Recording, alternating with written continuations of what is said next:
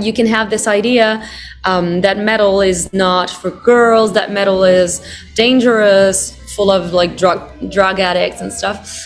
I showed them that it was not the case.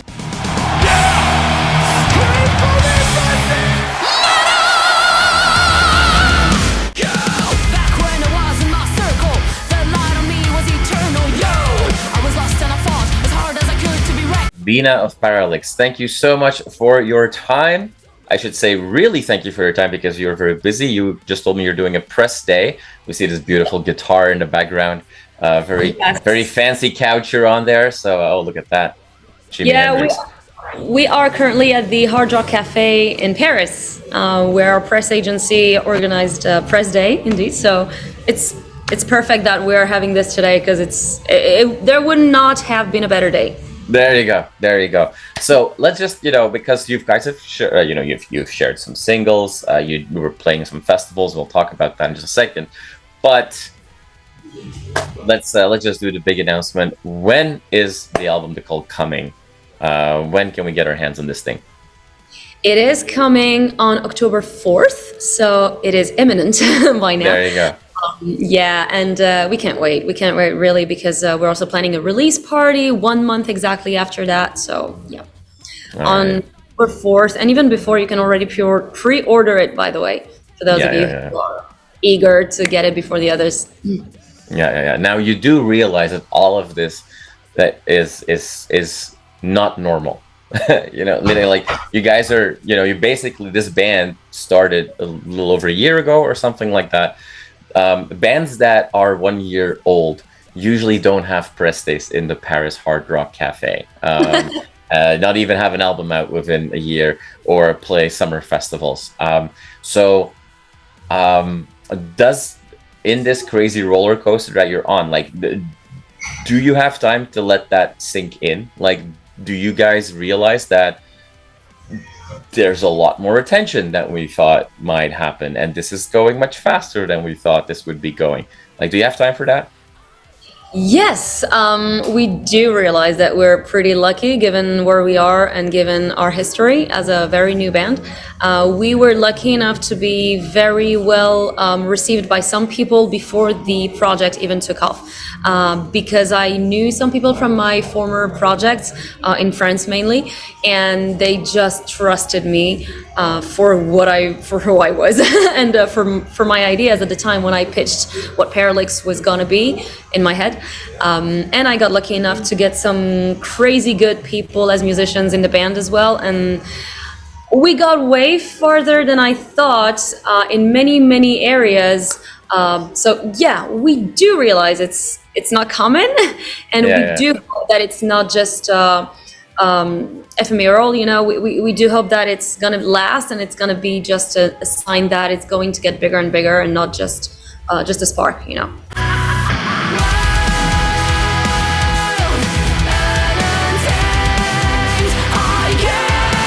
When I was growing up in Belgium, listening to like more hard music than the average person, hard music is in Belgium and in France. It's always been underground music. But then, when there's like one band that like gets a feature on a TV show or what have you, all of a sudden you'll have like people like your parents going like, "Oh, do you know this band?" And it's like, yeah, I've been telling you about this band forever and ever.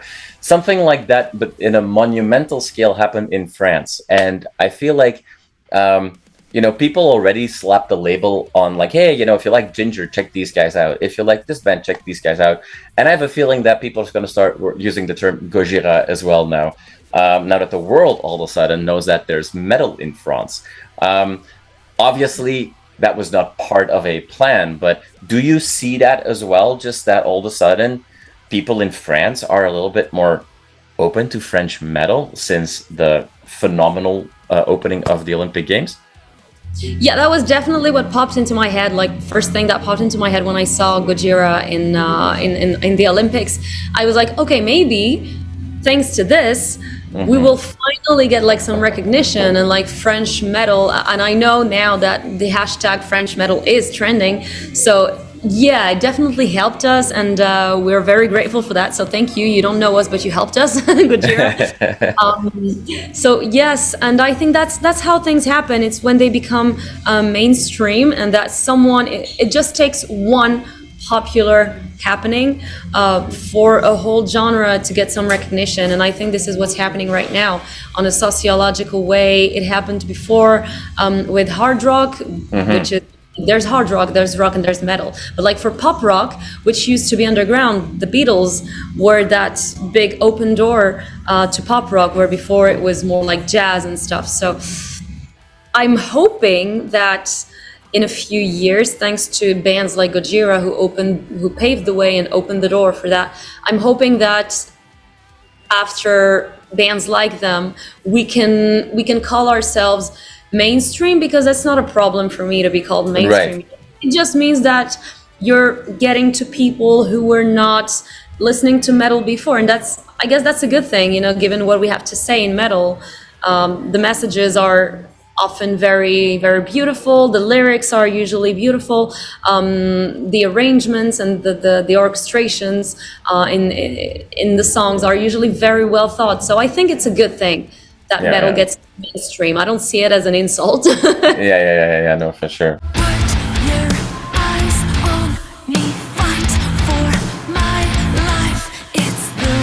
You seem to try very hard to stay away from stereotypes, right? Like you bring a lot of color in metal, which is not always there. I love color. Yes. Yeah, exactly. You mentioned the lyrics as well. Like, if we dive deeper into some of the singles that have been released, specifically like Cage of Fire, based on my own state of mind, when I listen to that song or watch the video, I'll interpret the lyrics very differently. Sometimes I think it's about, a toxic relationship, and otherwise it's like about a big struggle between good and evil. And I'm not quite sure if the story is being told by the protagonist or the antagonist, depending on what part of the lyrics I'm in. Is that by, you say, like, the messages that we tell are really important, but is it also important to keep that level of vagueness, if you will, so that so many interpretations are possible? Absolutely. Yeah, it's totally voluntary. And I always say, once I write a song and I get it out there, it's not mine anymore. It's right. The people's, So yeah, for Cage of Fire, mainly, it's funny that you mentioned this one, because it's the one that I tried to stay vague, to make sure that I was telling a story. And actually, do you want to know what it's actually about? Or so we'll put a big spoiler, like, hey, people that are watching this, if you don't want to know, yeah, exactly. If you don't want to know, it's very pragmatic at the end. I tell stories in this new album, in this debut album. It's about the cult. It's about Magdalena Solis's cult. So every song, except for Walk Away, every song is a sort of episode of what happened in this cult, which actually exists. And Magdalena Solis is, by the way, very much alive and out of prison and missing. We don't know where she is. Right. So Cage of Fire is written from her perspective, and she talks to her fanatics, and she tells them, basically, it's you need me, I need you. If you want to be important, you gotta love me, and it's gonna go both ways, but only if you dedicate all your life, your whole life, to me. And this is what I wanted to talk about, but I also realized as I was writing it that it could apply to a toxic relationship. Yeah. I was like, do I like it? Yes, I do. I do like that it has these different levels of interpretation, and I'm going to leave it at that, and I'm going to keep it vague so that everybody can recognize themselves into it. Yeah. Well, and topics like you can only find salvation through me is used in many other parts of society as well. Exactly. I want to use that as a maybe a bit of a forced segue, but I know from talking to you before we start recording that you've been, you've hopped around a bit. You've lived in many places in the world. Yeah. Now, your roots are Moroccan, and I'd love to ask you here, because first of all, let's just, call it out. We don't see a whole lot of heavy metal coming from, and I'm not even talking about actual North African countries.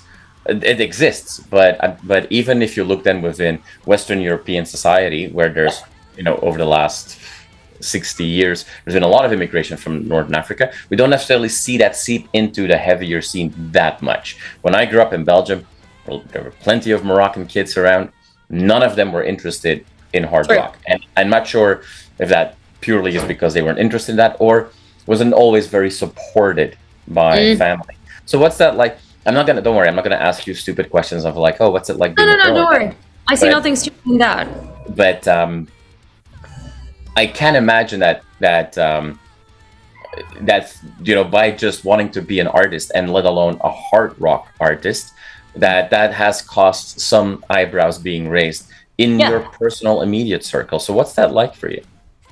Absolutely, yeah, you're totally right, and that's not stupid because my parents were a bit scared. Of course, I started my career as a marketing, first just in marketing, and then I kind of got like bigger and bigger positions, and I ended up being a marketing director in companies like Adidas, Lacoste when I was still an intern, etc. So they were quite happy with this, and they thought, I guess, for a while that my metal phase where I had been in Morocco was like gonna stay a passion of mine, and that was it, and they were pretty happy about it, and I guess relieved a little.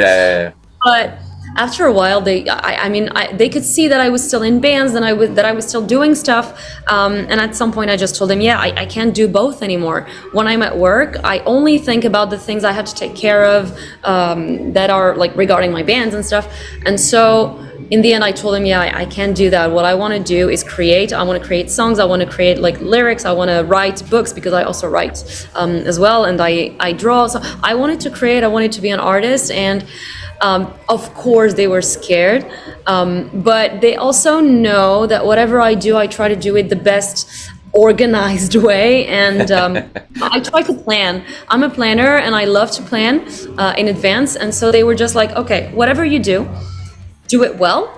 And they've been asking so many questions like about my plans. What are your how do you see that in the future? And so I became a singing teacher.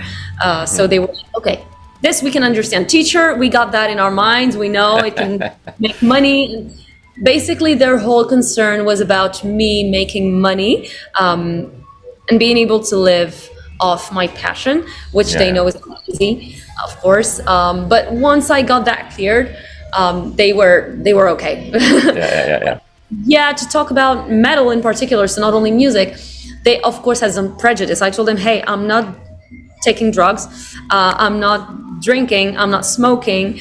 They had these ideas that you can have as a parent, as a boomer.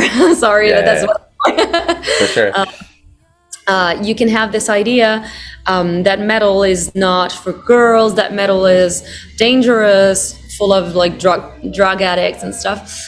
I showed them that it was not the case. In Parallyx, most of us are not smokers.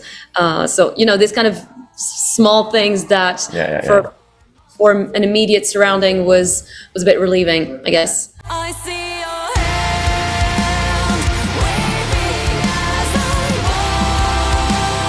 Well, and luckily we all know that a beginning band in metal makes money like nothing, right?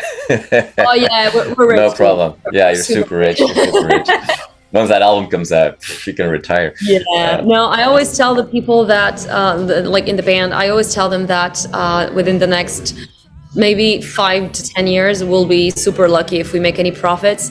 Our goal is to just make sure that we spend less and less personal money into this thing. There you go. We're lucky enough to have some help from the state and stuff. Like we managed to get some fundings, but yeah, we're not counting on making money yet off the band. No. Now, when we go into the actual music, like we briefly touched on it, but there's no stereotypes that you'll really adhere to in the band. There's a bunch of sounds or styles that are being mixed. We talked about how your personal surrounding was looking at joining metal. The metal community itself is a weird beast because there are few communities that are more progressive and inclusive and embracing, but at the same time can be extremely conservative and don't change anything, don't try to be new. there is luckily, I think, a bit of a global wave going on for 5 to 10 years where being unique and being diverse is being celebrated in the world of metal. But that's not always the case. So what's that like? Do you see that the French, for maybe it's not mainstream, but there is a long and glorious, metal culture that's been alive. And I'm sure that there's more gatekeeping that you've seen already than you would like to see.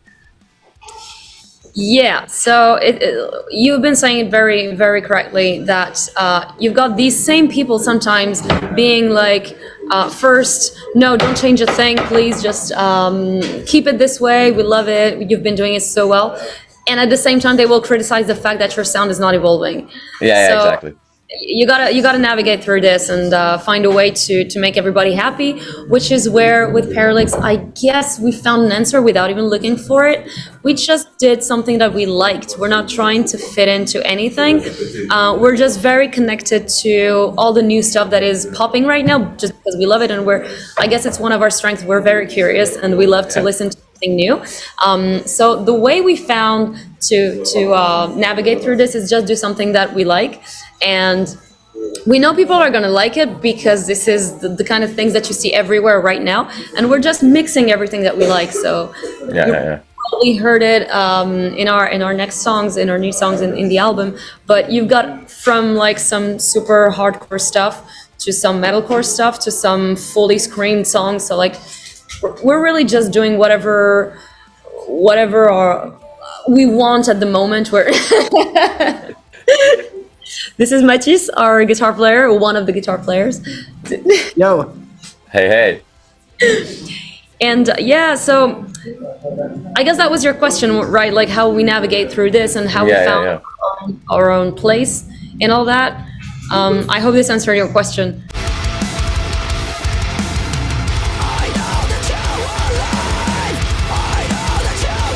We try to keep this almost childlike atmosphere in the way we write, and even you just saw Mathis and like we're like that all the time.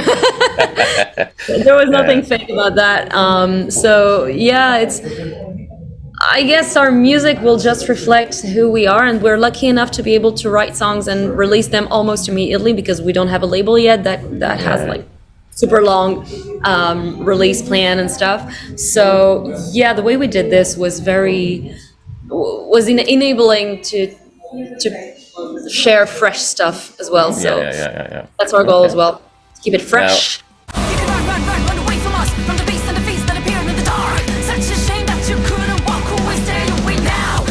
For everybody that is discovering you right now, people that are watching this interview, some of them have never heard of you before. Some of them found out your album or single for the first time, and they want to know everything about you.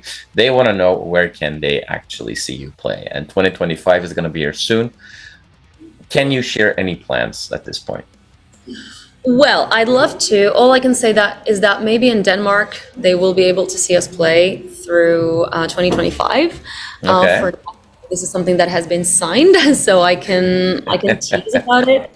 But other than that, for now, we can't really share anything. We're having plans for France that are getting pretty real. But for Europe, we don't know yet. So in other words, for people that have, heard artists say things more before, it's in the springtime, we will see a French tour that builds up towards the European festivals where we now at least already know which one that you're playing, and that will be followed with a support slot in the fall somewhere. Something along those lines. But again, since nothing has been signed yet for the other stuff, we're not sure yet we can talk about it. All right, awesome. Well, we'll keep our eyes open and our fingers crossed to see many shows announced, and then obviously up here in Canada, we hope you guys can come across, and you have to play Montreal and Toronto here, and we'll be super excited. But for now, really, if people want to see like a full set, we're going to play the full album at our release party, and that's probably not going to happen anytime soon after that because it's a 15-minute show. So if they want to come, it's in Paris. It's pretty reachable through all the world, actually. I was going to say through all Europe, but the world. So if they want to come and see us and have a good stay in Paris after that, I mean, you know. There you go. We just have to come to Paris. 8th November, and we're leaving 1 full month before the release of the album so that people can learn our stuff before they come, and they can fully be part of the concert as well with us. So awesome. There you go, Lina. I know that you have to run to do more press engagements. It's going to be a long day for you. Enjoy this as well, because a band only releases their debut album once, and it'll be gone like that because the rush is crazy. Enjoy it. Have so much fun. Thank you. We hope to see you on a stage soon. Thank you very much, Jasper.